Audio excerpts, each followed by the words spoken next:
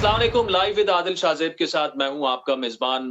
कई अहम खबरें नाज़रीन। एक तो नैब के कानून में एक दफ़ा फिर तरमीम हो गई है और तहरीक इंसाफ का दावा ये है कि ये उन चेयरमैन तहरीक इंसाफ के गिर्द घेरा तंग करने की कोशिश है और उन्हें गिरफ्तार किया जा रहा है। बड़ी अहम उसमें ये है कि अगर कोई अदम ताउन करता है तफ्तीश में, मुकम्मल ताउन नहीं करता, तो अब चेयरमैन नैब जो है उन्हें कोई भी अरेस्ट हो सकता है। तो तहरीक इंसाफ का ख्याल ये है कि ये साबिक वजीर आजम और उनके चेयरमैन के खिलाफ जो है एक ऐसी कोशिश है हुकूमत की कि उन्हें कभी भी अरेस्ट किया जा सकता है। लेकिन फिर 3.5 साल तहरीक इंसाफ जो इक़्तिदार में रही, उसमें नून लीग की लीडरशिप के साथ जो हुआ कि इंक्वायरी स्टेजेस पर भी उनके कई रहनुमा जो हैं कई साल जेलों में रहे। तो उस वक्त इन्हीं तरामीम को तहरीक इंसाफ डिफेंड करती थी। आज जब मौजूदा हुकूमत यही तरामीम दोबारा लेकर आ रही है, तो इस पर आज एतराज उठाया जा रहा है। इसके अलावा भी बड़े अहम मौज़ूआत हैं। गिलगित बल्तिस्तान के जो सीएम हैं उन्हें नाअहल करार दे दिया गया है। नून लीग और पीपल्स पार्टी के दरमियान बड़े अहम राब्ते हुए दुबई में। तो ये मामलात किस तरफ जाएंगे, तफसीली गुफ्तगू करेंगे। हमारे साथ मौजूद हैं वज़ीर आज़म के मुशीर, पीपल्स पार्टी के सीनियर रहनुमा कमर जमान कायरा साहब। कायरा साहब, बहुत शुक्रिया। दुबई में काफी मुलाकातें रही, हलचल रही सियासी। मियां साहब मिले जरदारी साहब से भी। क्या दोनों जमातों में से या आपको सिर्फ क्या ये खदशा है कि कोई कौमी हुकूमत बनेगी, कोई निगरान हुकूमत बनने जा रही है और इलेक्शन जो है वो नवंबर से डिले भी हो सकते हैं? मुझे ऐसा कोई खतरा नहीं लग रहा जी। बिल्कुल मैं समझता हूं कि इंतखाब अपने वक्त पे होंगे। केयर टेकर गवर्नमेंट का तब्दील होना आइन के तहत ये मुमकिन नहीं है और आइन से इनहराफ मुमकिन नहीं है। ये जो पंजाब हुकूमत के अंदर इलेक्शन ना होने से केयर टेकर गवर्नमेंट तब्दील हुई है, उसकी जवाज और थे, वो आइनी नहीं थे। यहाँ आइन के तहत एक असम्बली की मुद्दत खत्म हो जाएगी और अगला इंतखाब होना जरूरी है। वहां तो हमारा वाज़ेह मौक़िफ़ था, जजेस के अंदर भी डिवाइड था, वकला के अंदर भी, और पॉलिटिकल पार्टी का भी वाज़ेह मौक़िफ़ था कि एक सूबे के अंदर होने वाला इलेक्शन पाकिस्तान के लिए नुकसान का बायस होगा और हम उसकी और भी बहुत सारी वजूहात थी। लिहाजा वो तो एक और रीजन है, लेकिन इस जनरल इंतखाब को किसी सूरत में डिले नहीं किया जा सकता।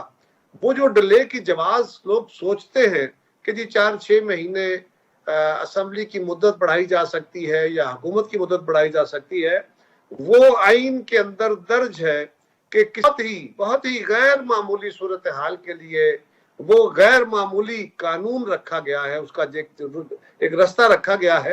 लेकिन उसके साथ बहुत सारी कड़ी शराइत है, शदीद तरीन कड़ी शराइत। और पाकिस्तान में ऐसे कोई हालात नहीं है जिसकी वजह से इलेक्शन का इल्तवा हो सके या केयर टेकर गवर्नमेंट की मुद्दत बढ़ाई जा सके, ऐसा कोई जवाब नहीं।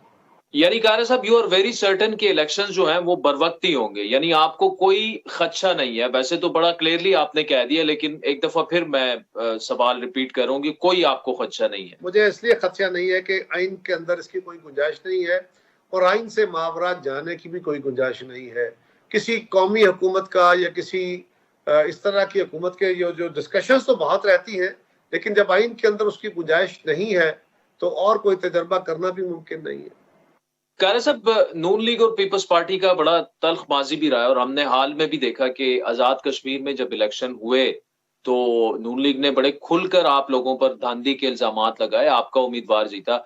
अभी गिलगित बल्तिस्तान के वजीर आला साहब जो है वो नाअहल हो गए हैं, तो क्या वहां पर भी हम अब देखेंगे कि नून लीग अपना सीएम लाना चाहेगी, आप लोग अपना सीएम लाना चाहेंगे और तलखियां मजीद बढ़ेंगी? ये जो आदिल, एक जमहूरी अमल के अंदर हर जमात का ये हक है कि वो अपने हुकूमत बनाने की कोशिश करे, वो अपने इत्तेहादियों को अपने साथ मिलाने की कोशिश करे, इसमें कोई जुर्म नहीं है।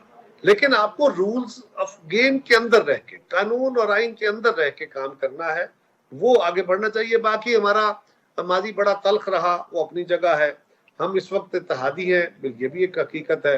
इलेक्शन के अंदर जो कश्मीर में इलेक्शन हुआ, जब इलेक्शन हो जाता है उसके अंदर शिकस्त के बाद फिर हमें आदत है ना, हम उसके जवाब ढूंढते हैं, ये हुआ, धांधली हुई या नहीं हुई, फलां ने ये किया। उसके ऊपर मैंने बहुत सारी गुजारिशात की थी कि वो 12-14 पोलिंग स्टेशनों का कहा जाता है कि जी वहां ठप्पे लगाए गए, तो वो हमारा कैंडिडेट हर इलेक्शन में वो जीता होता है क्योंकि वो उनका इलाका है, वहाँ लोग उसको बहुत प्यार करते हैं।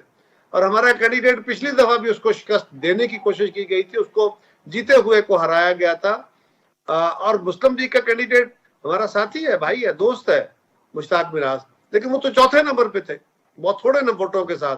इस दफा भी उनकी जमात ने बड़ी मेहनत करके उनके वोट बढ़ाए हैं। मरियम बीबी वहां गई, बाकी वज़रा गए और उनको जाके लोगों ने कैंपेन करके उनके वोट बढ़ाए हैं, वरना वो तो 5-7 हजार वोटों से आगे जाने वाले ही नहीं थे। लेकिन एनी हाउ वो उनके बाद उन्होंने एतराजात किए, तो मैंने ये कहा था कि 15 पोलिंग स्टेशनों पे 300-300 वोट निकाल दे तो फिर भी 4,500 वोट निकलेगा। हम तो 5,500 से जीते हुए, फिर भी हम जीतते हैं। तो ये जवाब चलते रहते हैं। हाँ, एक बात हमने जरूर सीख ली है कि हमारे अंदर इख्तलाफ होगा तो इख्तलाफ राय होगा, और हमें डिफरेंस के साथ इकट्ठा चलने की आदत डाली है। यही जमहूरी तरीका है। ठीक है, तो गिलगित बल्तिस्तान में क्या कोई प्लान है आपका अपना मुश्तरका वजीर आला लाने का, नून लीग का और पीपल्स पार्टी का, या आप अपना अपना अलग से वजीर आला लेके आना चाहेंगे? अभी इसके बारे में कुछ कह नहीं सकता। आज ये वाकया हुआ है क्योंकि ये अचानक हुआ है, हमारी तरफ से तो कोई प्लानिंग थी नहीं। अब इस पे मीटिंग्स होगी, अभी वो भी अपनी अपील करेंगे, जो लीगल रेमेडीज है वो लेंगे, तो इंशाल्लाह देखते हैं, अल्लाह खैर करे। अच्छा कारा साहब, ये तासुर बड़ी तेजी से उभर रहा है कि जो भी तहरीक इंसाफ के रहनुमा हैं वो आए, प्रेस कॉन्फ्रेंस करें तो और पार्टी छोड़ दें तो फिर कुछ नहीं होता, एवरीथिंग इज ऑल वेल, लेकिन वो ना छोड़ें तो वो जेलों में ही रहते हैं। तो क्या 9 मई के वाकयात में जो भी मुलव्विस है वो भी अगर प्रेस कॉन्फ्रेंस करे तो छोड़ दिया जाएगा उसे भी? देखिए, 9 मई के वाकयात में 3 तरह के जराइम हैं जो कानून की नजर में देखे जाते हैं। एक जुर्म है जो आम कानून का सीआरपीसी की खिलाफ वर्जी है। किसी ने सड़क ब्लॉक की, किसी ने किसी गाड़ी को रोका, किसी ने नारेबाजी की, और वो अगर कानून में ये कहता है कि मैं अपने किए पे शर्मिंदा हूं और आइंदा मैं ऐसी हरकत नहीं करूंगा, और श्योरिटी देता है, तो ऐसा करना चाहिए। ये कानून का मंशा भी यही है। दूसरा एक है टेररिज्म का। अगर किसी ने कोई ऐसा किया है जो टेररिज्म के एक्ट के तहत आता है और उसमें वो चालान हुआ है, तो वो भले प्रेस कॉन्फ्रेंस करे या ना करे, उसको इस तरह माफी नहीं हो सकती। वो कोर्ट ऑफ लॉ में ही जाके उसका केस फाइनल होगा। और तीसरा जो है वो भी वो मिलिट्री एक्ट के तहत है। अगर किसी का जुर्म उस एक्ट में आता है तो फिर उसके लिए भी वही सूरत हाल है कि उसको भी अपना ट्रायल फेस करना पड़ेगा, कानून का सामना करना पड़ेगा। ये सिंपल जो प्रेस कॉन्फ्रेंस के जरिए है, वो लोग जिनको प्रियम्प्टिव गिरफ्तारियां की गई थी नक्शे अमन के तहत, या जिनके ऊपर कोई सीरियस चार्जेस नहीं थे, वो तो अगर अपनी श्योरिटी देते हैं। माजी में भी ऐसा ही होता रहा। हमारे यहाँ भी जब कभी गिरफ्तारियां होती थी तो हम चंद लोग होते थे जिनको नहीं छोड़ा जाता था, बाकियों को कुछ दिनों के बाद रिलीफ दे दिए जाते थे, क्योंकि हर वक्त उनको जेलों में डालना तो मुमकिन नहीं होता, ना ही ये मंशा और मकसूद होता है। कारा साहब, जिस किसी भी वजह से अगर तहरीक इंसाफ को इलेक्शन में हिस्सा लेने की उस तरह से इजाजत नहीं मिलती जिस तरह से मिलनी चाहिए आइन और कानून और जमहूरी जो हमारी इक़दार है उसके तहत, तो क्या जो आम इंतखाबात है उसकी शफाफियत पर आप समझते हैं कि सवालात उठेंगे? ये तो सवाल है अगर पे अदल, और अगर पे सवाल मबनी सवालों के जवाब नहीं देने चाहिए, इसलिए कि वो तो मफरूजे हैं ना, मफरूजों के ऊपर क्या कहा जा सकता है। हाँ, ये देखिए कि इमरान खान साहब के खिलाफ केसेस हैं, उनको उसका सामना करना चाहिए। उनको चाहिए कि वो अगर कोई इन्वेस्टिगेशन में बुलाता है तो उसमें तावन करे, अगर अदालत बुलाती है तो अदालत में पेश हो। और खान साहब आज जलसा करना चाहते हैं, जुलूस करना चाहते हैं, मीन्स के अंदर रहते हुए अपनी जो सियासी कार्रवाई है जारी रखना चाहते हैं, तो उनको किसने रोका हुआ है? आज उन पे कोई कदगन है? बिल्कुल नहीं। कमर जमान कायरा साहब, thank you so much for joining us. नाज़रीन, वक्त चाहता है एक ब्रेक का, जिसके बाद मारूफ लॉयर जो हैं शुएब शाहीन साहब, वो हमें ज्वाइन करेंगे, नैब लॉज पर, नैब अमेंडमेंट्स पर बात करेंगे। हमारे साथ रहिए।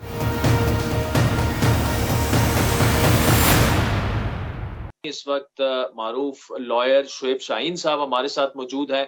नैब कवानीन में एक दफा फिर तरामीम हो चुकी हैं और तहरीक इंसाफ का गिला और दावा ये है कि ये इमरान खान साहब को अरेस्ट करने की कोशिश है, क्योंकि उनका मौकिफ ये है कि ये सिर्फ एक ही माह रह गया है गवर्नमेंट का, और वो कवानीन ऐसे ला रही हैं जो कि 4 माह के लिए है।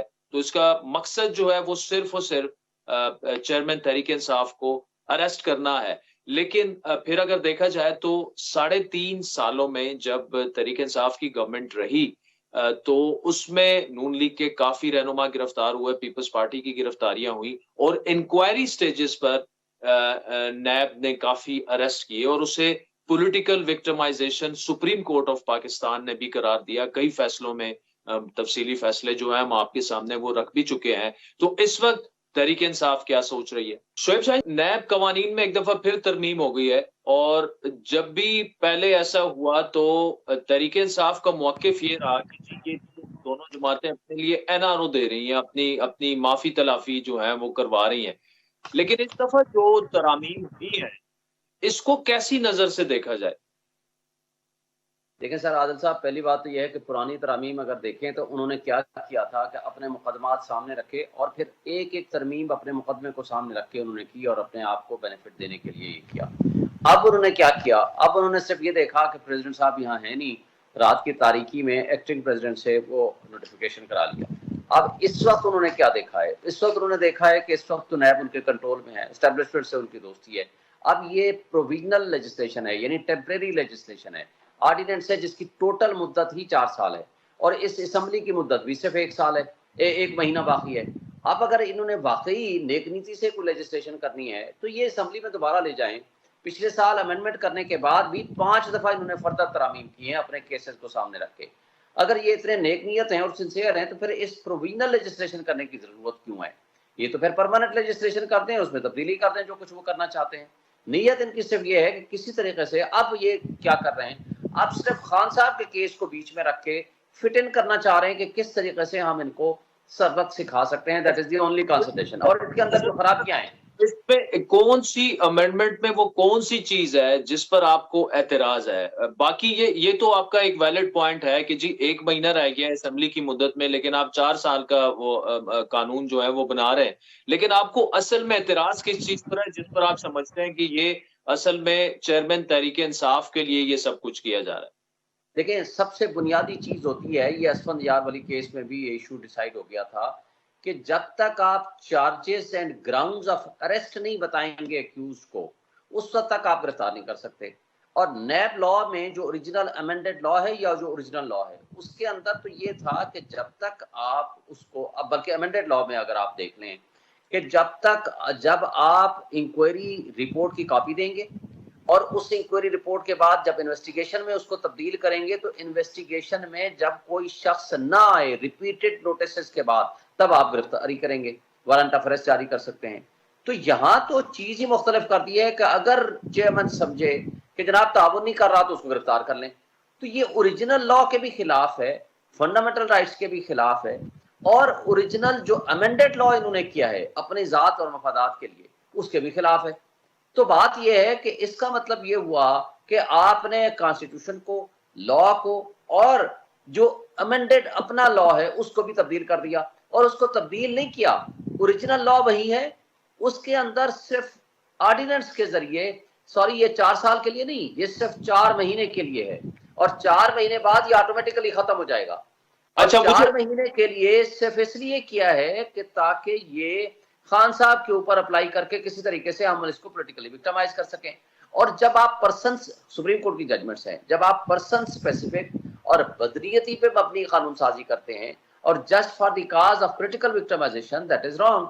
और फिर जो प्रेसिडेंट साहब है जिसने सेटिस्फाई होना था वो यहाँ मौजूद ही नहीं है, आपने एक्टिंग प्रेसिडेंट से करा लिया। फिर जो टेम्परेरी लेजिस्लेशन होती है वो कभी परमानेंट स्टेटस अख्तियार ही नहीं कर सकती कि एक परमानेंट लेजिस्लेशन आप इसके अपोजिट कर चुके हैं, जो आपने अपने बकौल, हमने बड़ा सोच समझ करके बड़ा तीर मारा है कि जनाब पूरा 1 साल, ये अलग बात है कि पूरा साल की अगर आप उनकी लेजिस्लेशन देखें तो अवामी फलाह बहबूद का एक भी आपको कोई बिल या कोई कानून नहीं मिलेगा। सबसे पहले नैब लॉ की तरमीम की, अपने केसेस को सामने रखे, ECL से अपने नाम निकाले, ओवरसीज का राइट ऑफ वोट खत्म किया, ये जो प्रैक्टिस एंड प्रोसीजर बिल को आप देख लें या review of judgement and order को देख लें, कोई भी, या ये मौजूदा लॉ है, इन्होंने पर्सन स्पेसिफिक लॉज बनाए हैं या किसी को अपने खानदान और अपने लोगों को फायदा देने या अपने किसी दुश्मन को नुकसान पहुंचाने की नीयत से। तो जो कानून, शोएब शाहीन साहब, जो जिसकी आप बात कर रहे हैं और आपका ख्याल ये है कि ये चेयरमैन तहरीक इंसाफ को अरेस्ट करने के लिए सब कुछ हो रहा है, जी जी, मेरी यही ओपिनियन है। लेकिन इसमें साथ में देखिए इशू ये भी है ना कि जब उन्हीं की गवर्नमेंट थी 3.5 सालों में, तो हम कितने लोग काउंट कर सकते हैं पीएमएलएन के जो रहनुमा थे जिनको इंक्वायरी स्टेज पे गिरफ्तार किया गया। आप शाहिद खाकान को देख लें, आप एहसन इकबाल को, वो शाहिद खाकान तो आज तक नैब की जो केसेस हैं वो अभी तक भुगत रहे हैं। तो ये जो मामला है चाहे वो इस दौर में हो रहा है या जो पिछले दौर में हो रहा था, तो क्यों ना सबको कंडेम किया जाए कि वो जो 3.5 सालों में जो एहतिसाब के नाम पर पॉलिटिकल विक्टिमाइजेशन हुई, वो भी गलत थी और आज अगर ये सब कुछ रिफ्लेक्ट हो रहा है उससे जो आप कह रहे हैं, तो ये भी गलत है। देखिए आदिल, पहली बात तो ये है कि वो कवानीन इमरान खान साहब या उनकी हुकूमत या उनकी असम्बली ने नहीं बनाए थे, बल्कि उसको ऑर्डिनेंस के जरिए उन्होंने उसके अंदर जो डिस्प्यूटेड शिक थी उनको कम करने की कोशिश की थी ऑर्डिनेंसेस के जरिए, या उसको असम्बली में अभी मैटर नहीं गया था तो ये इनका वो खत्म हो गया।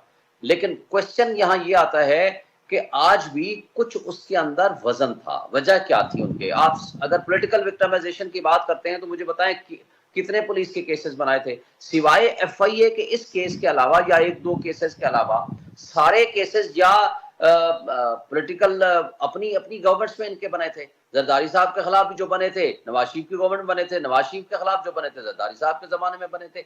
और उसके साथ आप मुझे बता दें आज भी ये एफआईए के केस के अलावा जिसमें फर्द जुर्म आयद हुए बगैर दोनों फारिग हो गए, हालांकि उनके तमाम प्रूफ मौजूद थे, चपरासियों के जरिए पेमेंट आई, टीटीज आई, इनके अपने अकाउंट में वो पैसे गए, लेकिन फर्द जुर्म भी आयद नहीं हुई। एफआईए वाला वो जो केस था उसमें शहबाज शरीफ साहब, हमजा शहबाज साहब फारिग हो गए। लेकिन आप मुझे ये बताएं, आज भी एवन फील्ड अपार्टमेंट में लंदन में बैठे हुए हैं नवाज शरीफ साहब, आज भी बेनजीर क्या नाम है मैडम मरियम साहिबा फारिग हुई हैं सिर्फ एक ग्राउंड पे। जनाब एवन फील्ड अपार्टमेंट है इसके नहीं है, ये बात साबित नहीं कर सकी नैब। मुझे आप बता दें कि किसकी रिहाइश गाह में वो रह रहे हैं। मैं इस घर में रहता हूँ, 90 से एक घर है, मेरे बच्चों का नाम है, वो भी एब्सकॉन्डर हैं और कन्विक्टेड हैं, भागे हुए हैं। नवाज शरीफ साहब भी भागे हुए हैं, वो भी मौजूद नहीं है। 160 से जायद मुकदमात एक पॉलिटिकल लीडर के खिलाफ आपने बना दिए। अगर पॉलिटिकल विक्टिमाइजेशन फिर और कहाँ होती है? अच्छा आप मैं बताऊं तो मुझे बताएं कि अगर गलत थे तो अदालतों ने उनको रिलीफ दिया, और अगर सही हैं तो let the law has to take its own course. जब आप कहते हो मेरे लिए तो ये कवानीन गलत थे, तो ये तो खान साहब की ना पार्लियामान ने बनाए ना उन्होंने इनको स्क्वीज करने के लिए बनाए, वो तो पहले से मौजूद थे। दोनों ने चेंज नहीं किया आपने अपने जमाने में, लेकिन इस्तेमाल तो हुए ना 3.5 सालों में। अगर देखें, अगर तो इस्तेमाल जहां गलत हुआ है दैट इज रॉन्ग, मैं उसको आज भी कंडेम करता हूं। लेकिन किसने किए? आज भी आप आफ्ताब सुल्तान साहब की आखिरी जो रिजाइन किया और उसकी स्टेटमेंट उठा लें, उस पे ऊपर कितना प्रेशर था कि आप इनको खत्म करें, किस किस के खिलाफ एक्शन लें, उनकी आप जरा स्टेटमेंट उठा लें। दूसरी बात, एक बात बताऊं, बड़े रिस्पेक्टेबल आदमी हैं जस्टिस जावेद इकबाल साहब, मेरे तो वो दोस्त भी हैं, भाइयों की तरह हैं, बड़े ऑनेस्ट जज रहे हैं। वो चेयरमैन थे, आज भी इस हुकूमत के मिसिंग पर्सन के वो चेयरमैन हैं। अगर पॉलिटिकल विक्टिमाइजेशन इमरान खान कर रहा था तो मुझे बताएं उसका क्या कंट्रोल था, उसका क्या ताल्लुक था? लेकिन आज की जो एस्टेब्लिशमेंट से इनकी दुश्मनी, आज की मौजूदा पीडीएम की जमातों ने अपना जोर लगा दिया। मुझे बताएं कोई आज तक पाकिस्तान की तारीख में उठा लें 160 मुकदमात किसी के खिलाफ बने हों, जिसमें से गद्दारी के, दहशतगर्दी के, यानी एक में बेल कराने आते हैं, 20 मुकदमात अगले दिन वो उनको वापस मिल जाते हैं। ये तर्ज अमल किसी सियासी हुकूमत का हो सकता है, किसी जमहूरी हुकूमत का हो सकता है? अच्छा आप कह रहे हो कि हम जनाब पॉलिटिकल विक्टिमाइजेशन नहीं कर रहे हैं।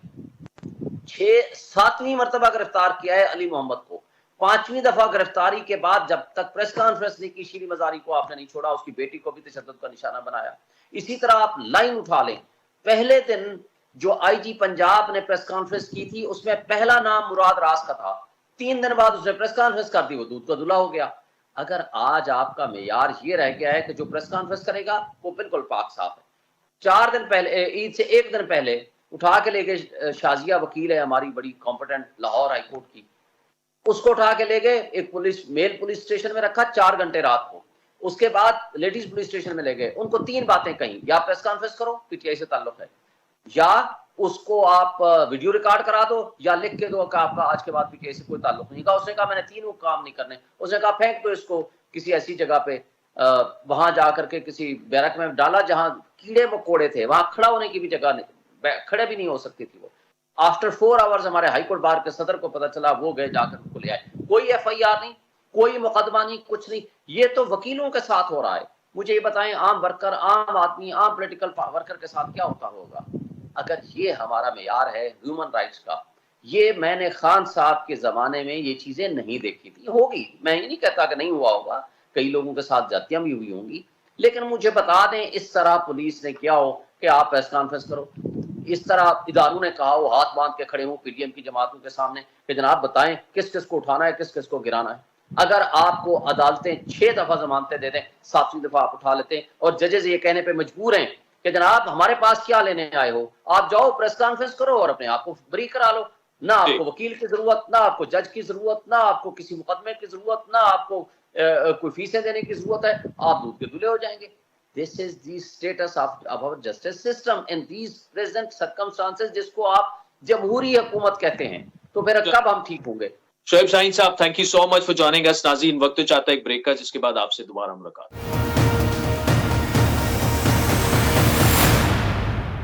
वेलकम बैक नाज़रीन। पंजाब की सियासत की बात करेंगे, मुल्क की सियासत की बात करेंगे। क्या होने जा रहा है? इंतखाबात बर वक्त होते क्या सियासी तजज़ियाकार देख रहे हैं, नहीं देख रहे? और मुस्लिम लीग नून जो है वो क्या नवाज शरीफ साहब उनके वज़ारत उज़्मा के उम्मीदवार होंगे, नहीं होंगे? पंजाब में ग्राउंड पर क्या सिचुएशन है और मुल्की सतह पर मामलात किस तरफ जा रहे हैं? दो सीनियर सहाफ़ी एनालिस्ट मजीद निज़ामी हमें लाहौर से ज्वाइन करेंगे, जबकि इस वक्त हमारे साथ कराची से सीनियर कॉलमिस्ट तजज़ियाकार मज़हर अब्बास साहब मौजूद है।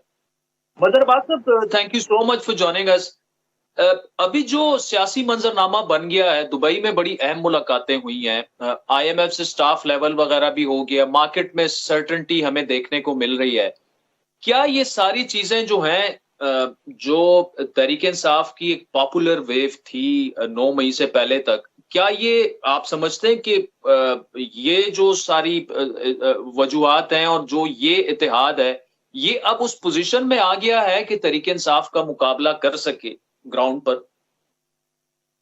देखिए आदिल, ये तो उनको एक रिलीफ तो मिला है, एक कुछ मार्केट में कहने को तो मिला है जी, लेकिन अगर हम ये कहें कि उनके लिए ग्राउंड बन गया है अगला इलेक्शन, तो और ऐसा ग्राउंड बन गया है कि तहरीक इंसाफ के मैदान में होते हुए भी और PTI के चेयरमैन के मैदान में होते हुए भी वो उनको शिकस्त दे सकेंगे, मुझे थोड़ा सा ये मुश्किल लग रहा है। ये क्योंकि एक बड़ी नेचुरल सी चीज़ होती है, तो वैसी ऑपोजिशन, कोई भी ऑपोजिशन हो उसको एक एडवांटेज हासिल होता है हुकूमत के मुकाबले में। अब इनके पास ये सिर्फ 1 महीना है अब गवर्नमेंट के पास प्रैक्टिकली। अब वो 1 महीने में सिर्फ इस इमेज को कितना बेहतर कर पाएंगे इस चीज़ को, ये भी। और फिर जाहिर है एक बड़ा लाइन्स है, वो कैसे इलेक्शन लड़ेगा अभी हमें नहीं पता।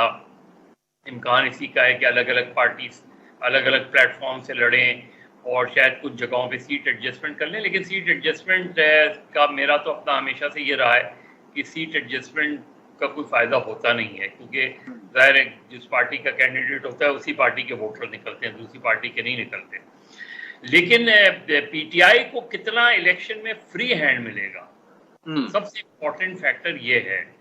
अगर फ्री हैंड PTI को मिलता है, चाहे PTI के चेयरमैन जो है वो रहे फील्ड में या जेल में हो, लेकिन अगर PTI को फ्री हैंड मिलता है तो फिर बहुत गवर्नमेंट के लिए और गवर्नमेंट की पार्टीज के लिए बहुत मुश्किल चैलेंज का सामना करना पड़ेगा। हालांकि PTI इनकम्प्लीट डिसरे है इस वक्त, जाहिर है उसकी ऑर्गेनाइजेशनल।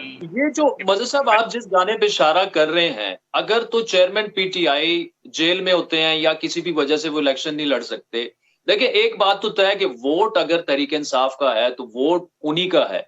तो अगर वो वजीर आज़म बन नहीं सकते तो फिर कौन आपके ख्याल में, क्या शाह महमूद को वजीर आज़म बनाने के लिए, या परवेज खटक तो चले उनके साथ मामलात बिगड़ चुके हैं, लेकिन सिर्फ शाह महमूद ही अब रह गए हैं, उनको प्राइम मिनिस्टर बनाने के लिए तहरीक इंसाफ का वोटर उस तरह से निकलेगा जिस तरह वो अपने चेयरमैन के लिए निकलेगा?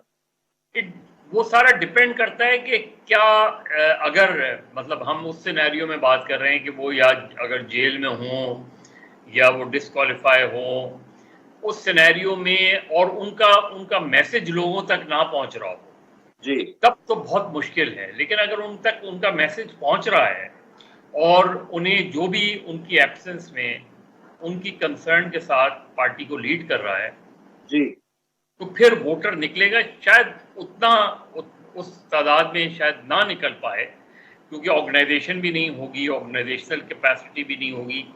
लेकिन इलेक्शंस की पॉलिटिकल डायनामिक्स बिल्कुल मुख्तलिफ होती हैं और वो हो सकता है कि अगर उनको फर्ज करें गिरफ्तार कर लिया जाए तो रिएक्शन में लोग निकलें, यानी वोट डालने के लिए, मैं कह रहा हूँ वोट डालने के लिए रिएक्शन में निकलें, क्योंकि उनकी वर्चुअल प्रेजेंस जो है, चाहे वो जेल में हों, घर पे हों, इलेक्शन में पार्टिसिपेट ना कर सकते हों, लेकिन उनको सोशल मीडिया की एक्सेस हासिल हो, वो हो और वो ही जो है कैंडिडेट्स को नॉमिनेट कर रहे हों, तो उसका एडवांटेज मिलेगा, पीटीआई को मिलेगा। लेकिन क्या पीटीआई उस पोजीशन में, एक तो ये कि जो लोग भी ये सारी सोच रहे हैं, वो जाहिर है उनके पेश नज़र ये बात भी होगी कि जो 9 मई के बाद की सूरत हाल है और जो ये सारा डेवलप हुई है चीज़, और ये अब उनका ट्रायल 9 मई के ट्रायल जो हो रहे हैं उसके हवाले से,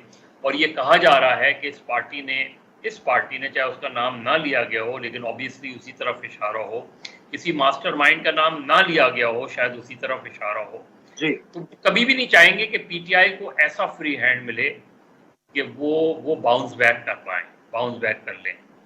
तो उन्हें, मुझे लग ये रहा है कि उन्हें कट टू साइज तो किया जाएगा। तो उसका कट टू साइज करने का मतलब ये, उनको रुकावटें डालने का मतलब ये है कि इलेक्शंस अगर हो भी गए तो इलेक्शन में कम से कम पीटीआई को फ्री हैंड नहीं मिलेगा। जी।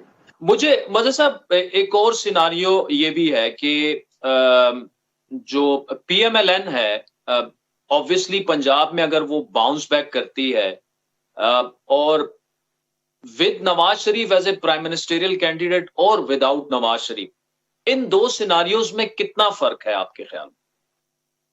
देखिए, पहली चीज तो ये कि मुस्लिम लीग नून चाहेगी, क्योंकि नवाज शरीफ साहब अगर पाकिस्तान आए तो वो सितंबर से पहले तो नहीं आएंगे जी, और अगर सितंबर के मिड सितंबर या थर्ड वीक ऑफ सितंबर में आए तो उनके पास टाइम कितना रहेगा इलेक्शन कैंपेन के लिए।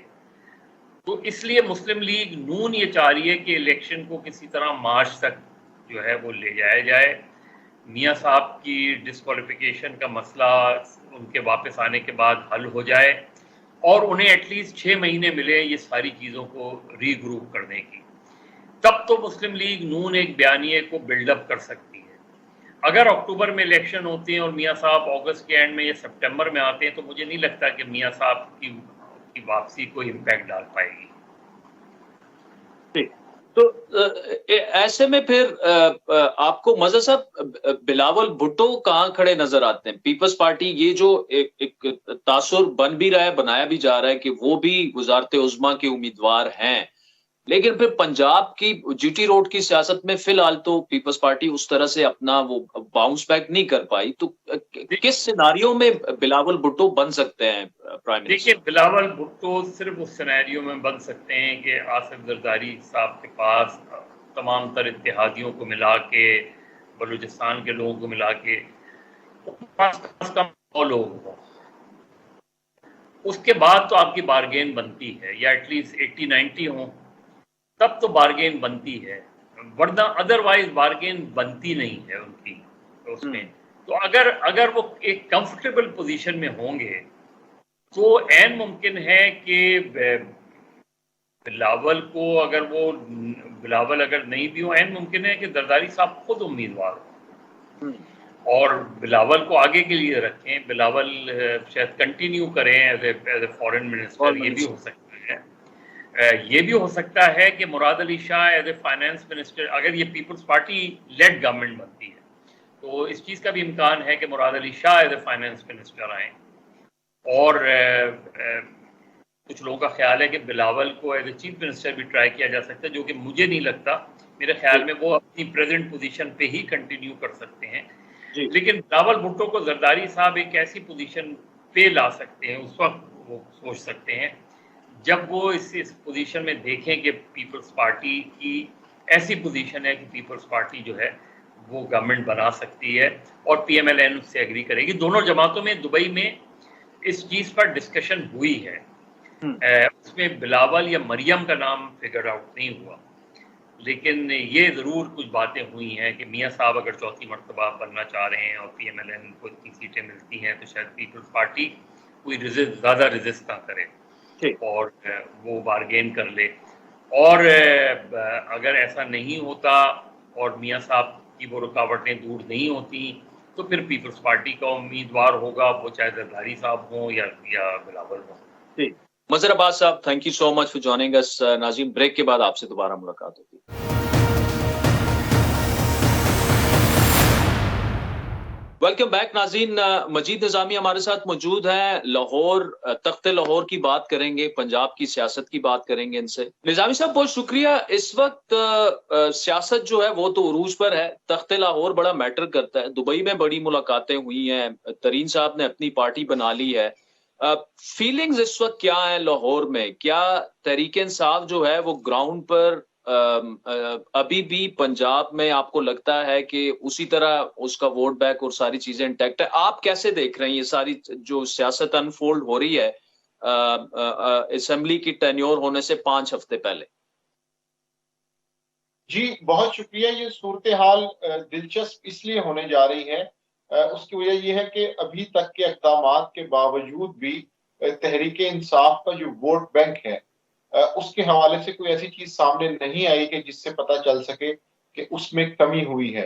हाँ, रहनुमा छोड़ के जरूर गए हैं, लाताल्लुकी का ऐलान कर रहे हैं, मीडिया पर, सोशल मीडिया पर एक ऐसी कैंपेन है जिससे ये लग रहा है कि तहरीक इंसाफ उतनी मजबूत नहीं रही। लेकिन टिकट एलोकेशन में जितने रहनुमा मौजूद थे या जिन उम्मीदवारों को टिकट्स इशू हुई थी वहां से कोई इतना बड़ा नंबर तहरीक इंसाफ से नहीं गया। दूसरी बात यह है कि इस वक्त मुस्लिम लीग नून और पीपल्स पार्टी को जो सबसे बड़ा चैलेंज दरपेश है वो ये है कि क्या उन्होंने अगला इलेक्शन इकट्ठे लड़ना है या नहीं। अगर तो वो अगला इलेक्शन इकट्ठा लड़ते हैं तो तहरीक इंसाफ के उस बयानिए की तस्दीक हो जाएगी कि तहरीक इंसाफ के खिलाफ 13 जमाती इत्तेहाद मैदान में है और वो एक हैं और दूसरी तरफ बाकी तमाम जमातें हैं। अगर वो ऐसा नहीं करते तो उनके लिए मुश्किल ये है कि वोट 3 हिस्सों में डिवाइड हो जाएगा, स्पेशली पंजाब के अंदर, क्योंकि पंजाब ही हुकूमत साजी का फैसला करता है। तो पंजाब के अंदर फिलहाल मुस्लिम लीग नून और पीपल्स पार्टी के लिए मखमसे की सूरत हाल है। इसीलिए शायद मुस्लिम लीग काफ को स्ट्रेंथन करने पर, इस्तेहकाम पाकिस्तान पार्टी को मजबूत करने पर काम किया जा रहा है ताकि तहरीक इंसाफ के मुतबादिल के तौर पर कुछ ऐसी जमातें मौजूद हों कि जिनकी तरफ जो लोग मुस्लिम लीग नून को और पीपल्स पार्टी को वोट नहीं देना चाह रहे वो किसी तीसरी जमात की तरफ जाए। अच्छा, पंजाब का वोट बैंक ऑब्वियसली जो भी जमात जो है बरसर इक़्तिदार आती है वो रास्ता तकरीबन पंजाब से ही उसका होके आता है। फिर पंजाब में साउथ पंजाब है और सेंट्रल पंजाब है जिसे GT रोड भी कहा जाता है। साउथ पंजाब में काफी शमूलियतें हमने देखी, जरदारी साहब लाहौर में बैठे रहे और वहां पे हुई हैं, लेकिन वहां पर भी ट्रेडिशनली पीपल्स पार्टी वैसे वहां पे स्ट्रांग रही है। इस वक्त वहां पर जो ये इलेक्टेबल्स वगैरह पीपल्स पार्टी में चले गए हैं, वहां पर किसका मुकाबला होता हुआ आपको नजर आ रहा है? बिल फर्ज अगर हम ये ज्यूम करें कि तहरीक इंसाफ जो है वो मजीद कमजोर होती है और दोबारा इक्तदार में आने की अगर पोजीशन में नहीं होती, तो मुकाबला तहरीक इंसाफ को माइनस करके साउथ पंजाब में किन का होगा और क्या मामला होगा वहां पर? जी, साउथ पंजाब का मामला इसलिए दिलचस्प है कि अगर हम गुज़िश्ता 4 इलेक्शंस के नताइज पर नजर डालें तो साउथ पंजाब के इलेक्टेबल्स इलेक्शन से कुछ महीने पहले उसी पार्टी में जाते हैं कि जो अगली दफा इक़्तिदार में आना चाह रही हो या आने वाली हो। तो इसी तरह अभी तक साउथ पंजाब के जो बड़े नाम हैं उन्होंने कोई ऐसा फैसला नहीं किया। हाँ, पीपल्स पार्टी में कुछ शमूलियतें हुई हैं लेकिन वो नंबर 2 और नंबर 3 लेवल के लोगों की हैं। अभी जो साउथ पंजाब की तकरीबन 40 से 50 नशिस्तें हैं उनके ऊपर, और जो 90 से जायद सूबाई नशिस्तें हैं उनके जो बड़े नाम हैं या जो टॉप लेवल के नाम हैं वो अभी तक किसी पार्टी में नहीं गए। वो वेट एंड सी की पॉलिसी में है। वो ये देखना चाह रहे हैं कि हवा का रुख अभी किस तरफ जाता है। तो इसलिए इस्तेहकाम पाकिस्तान पार्टी के अंदर भी साउथ पंजाब से कोई बड़ी शमूलियत नहीं हुई। इसी तरह पीपल्स पार्टी के अंदर भी कोई बड़े नाम उस तरह से नहीं आए। तो इसलिए अभी मेरा ये ख्याल है कि साउथ पंजाब के सियासतदान ये देख रहे हैं कि सियासी मंजरनामा किस तरफ जाता है, और वो इलेक्शन से 1 महीना पहले ये फैसला करते हैं। और फिर उस वेव से भी पता चल जाता है कि जो साउथ पंजाब का मूड है उससे ये लगता है कि मरकज में हुकूमत किसकी होगी। निजामी साहब, एक दूसरी बात ये बताएं कि एक देखिए, अगर 88 ऑनवर्ड्स नजर डाली जाए पंजाब के रिजल्ट पर, तो हमें देखने में ये ट्रेंड मिलता है कि पीएमएलएन को वहां पर गिराना जो है वो बहुत ही मुश्किल है। यानी आप 2008 की एग्जांपल ले लें, जब ये लग रहा था एक सिंपैथी वेव पीपल्स पार्टी की, जब बीबी की शहादत हुई कि जी कराची से पिशावर तक जो है वो पीपल्स पार्टी 2/3 अक्सरियत ले लेगी, स्वीप कर लेगी। उसमें भी PMLN emerge as a largest party. फिर 13 और फिर इवन 18 में जो जिसे इंजीनियर्ड इलेक्शन कहा जाता है, आरटीएस फेल होना पूरा सारा, फिर भी PMLN emerge as a largest party. इस दफा क्या वो जो एक प्रैग्मेटिक और प्रैक्टिकल सोच रखने वाला पंजाब का वोटर है और वो प्राइम मिनिस्टेरियल कैंडिडेट भी हो सकते हैं? ये एक अहम निशानदही है कि 1988 के बाद के जो इंतखाबी नताइज हैं उसमें मुस्लिम लीग का वोट कहीं ना कहीं हमें अहम नजर आता है। लेकिन यहाँ पे 2 ऐसी मिसालें मैं देना चाहूंगा, 2008 और 2018 कि जिसमें मुस्लिम लीग नून पंजाब में फाते तो थी, लेकिन मरकज में पीपल्स पार्टी और तहरीक इंसाफ ने अपनी हुकूमतें बना ली। मुस्लिम लीग नून ने 2018 में भी पंजाब में बेहतर परफॉर्म किया, इसी तरह 2008 में भी बेहतर परफॉर्म किया। लेकिन पीपल्स पार्टी और तहरीक इंसाफ मरकज में हुकूमत बनाने में कामयाब हो गए। इस वक्त भी जो थ्योरी चल रही है वो ये है कि अगर तहरीक इंसाफ या पीपल्स पार्टी या कोई भी और जमात पंजाब से 40 से 50 एमएनएज अगर जीत जाती है और बाकी तीनों सूबों में अच्छी कारकर्दगी दिखाती है तो वो मरकज में हुकूमत बना सकती है। और कहीं ना कहीं पीपल्स पार्टी का भी यही टारगेट है कि वो साउथ पंजाब और वस्ती पंजाब को मिलाकर यहाँ से 40 से बड़ा नंबर अगर वो निकाल लेते हैं तो सिंध, बलोचिस्तान और केपी को मिला के वो फेडरल गवर्नमेंट बनाने के लिए कामयाब हो जाएंगे। तो इसलिए पंजाब में ये दुरुस्त है कि मुस्लिम लीग नून का या बाकी मुस्लिम लीगों का वोट है, लेकिन हमारे पास 2 ऐसी मिसालें हैं कि जिनके अंदर मुस्लिम लीग पंजाब में तो मेजॉरिटी में थी, लेकिन फिर भी खींचतान के पंजाब से निकलकर मरकज में 2 हुकूमतें बन गई।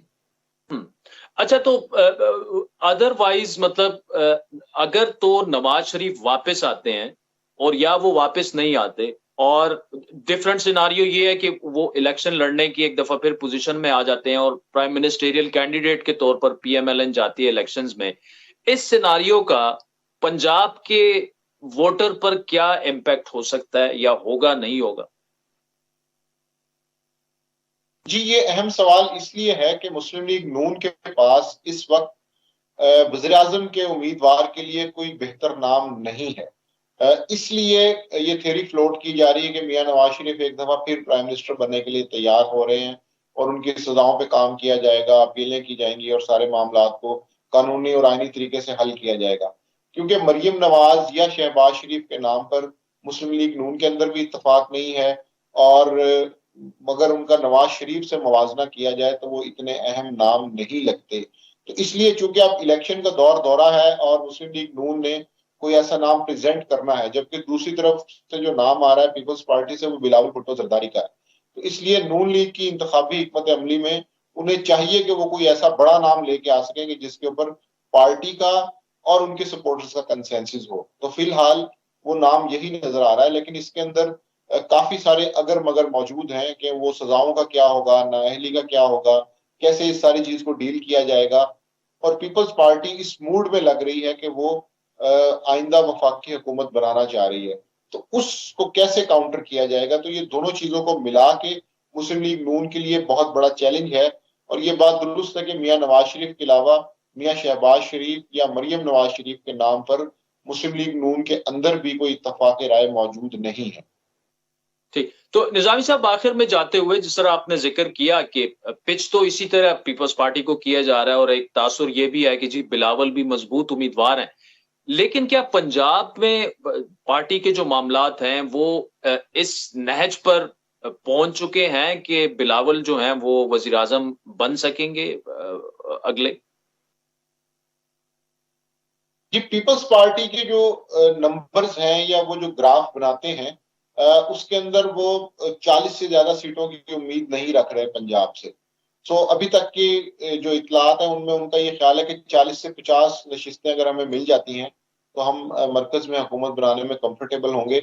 लेकिन उस नंबर पर भी मेरे ख्याल में एक सवालिया निशान है, क्योंकि अगर हम रावलपिंडी से लेकर रहीम यार खान तक हलकों को देखें और सियासी सूरत हाल का मुतालिया करें तो अभी तक के सूरत हाल में वो नंबर निकालना भी पीपल्स पार्टी के लिए एक मुश्किल हदफ लग रहा है, क्योंकि 2018 के इंतखाबात में इनकी परफॉर्मेंस, फिर बाई इलेक्शंस में इनकी परफॉर्मेंस, और पंजाब में जब 3 वे फाइट होती है, 3 जमातें सामने आती हैं तो पीपल्स पार्टी को बहुत कम हिस्सा मिलता है। सो इसलिए अभी तक पीपल्स पार्टी को पंजाब के इंतखाबी मैदान में बहुत ज्यादा मेहनत की जरूरत है। उसके बावजूद अगर वो ऐसा कर पाएंगे तो ये उनके लिए बहुत बड़ी कामयाबी होगी। Majeed Nizami, thank you so much for joining us. नाज़रीन, आज के प्रोग्राम पर फीडबैक जरूर दीजिएगा। हमारा ट्विटर हैंडल @आदिल शाज़ेब। इजाजत दीजिए, खुदा हाफिज।